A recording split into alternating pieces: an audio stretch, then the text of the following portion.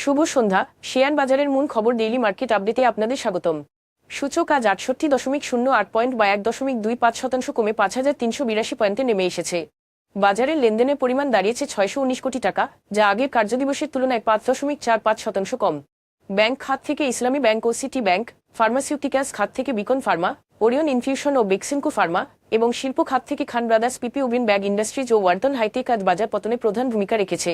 খাতভিত্তিক আয় অনুযায়ী প্রায় সব খাতেই আজ লোকসান হয়েছে, যার মধ্যে ব্যাংক বহির্ভূত আর্থিক এনবিএফআই খাত সর্বোচ্চ 2.65% ক্ষতিগ্রস্ত হয়েছে এবং বীমা খাত দ্বিতীয় সর্বোচ্চ 2.40% ক্ষতিগ্রস্ত হয়েছে।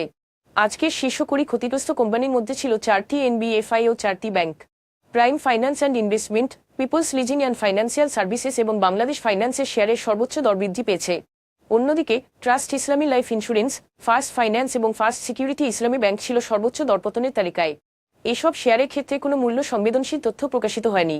হুয়াওয়েল textiles, BD, United Commercial Bank এবং সোশ্যাল ইসলামী ব্যাংকের লেনদেনের পরিমাণ গত 3 মাসের গড় লেনদেনের তুলনায় আজ উল্লেখযোগ্যভাবে বৃদ্ধি পেয়েছে।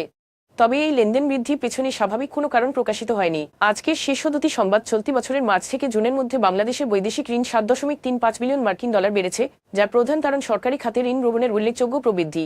অন্যদিকে বেসরকারি খাতে বিনিয়োগ না থাকায় ঋণ 11 কোটি ডলার কমেছে বলে বাংলাদেশ ব্যাংকের তথ্য থেকে জানা গেছে।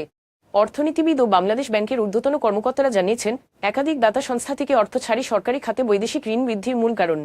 উন্নয়ন প্রকল্পে এসব অর্থ ব্যবহার করে যদি রাজস্ব আদায় বা উৎপাদন নিশ্চিত করা না যায়, তবে পরিশোধের সময় এই ঋণ দেশের অর্থনীতির ওপর চাপ ফেলবে। এজন্য বৈদেশিক ঋণের সঠিক ব্যবহার নিশ্চিত করতে হবে। টানা কয়েক মাস ধরে কমার পর চলতি বছরের জুলাইয়ে দেশে ব্যাংক আমানতে প্রবৃদ্ধিতে কিছুটা গতি ফিরেছে। এ মাস শেষে আমানতে প্রবৃদ্ধি প্রায় 8.5% পৌঁছেছে। গত বছরের ফেব্রুয়ারির পর থেকে খাতটি আমানত সংগ্রহে হিমশিম খাচ্ছিল। ওই মাসে প্রবৃদ্ধি সর্বোচ্চ 10.43% পৌঁছেছিল। পরবর্তীতে আগস্টে সরকার পরিবর্তনের পর আর্থিক স্থিতিশীলতা নিয়ে উদ্বেগের কারণে আমানত প্রবৃদ্ধি আরও কমে যায়। এই পুনরুদ্ধার, ট্রেজারি বিল বন্ডের সুদের হার কমার কারণে ব্যাংকগুলোতে আমানত আগের চেয়ে কিছুটা হলেও বেড়েছে। যদিও প্রবৃদ্ধি এখনও এক অঙ্কের ঘরে থাকলেও ব্যাংকার ও অর্থনীতিবিদরা এই ঘুরে দাঁড়ানোকে ব্যাংকিং খাতের জন্য ইতিবাচক লক্ষণ হিসেবে দেখছেন, যা ভবিষ্যতের আর্থিক স্থিতিশীলতার জন্য বেশ আশাব্যঞ্জক। আজ এ পর্যন্তই। আগামীকাল আবার আসবো শেয়ার বাজারের নানা আপডেট নিয়ে। ধন্যবাদ।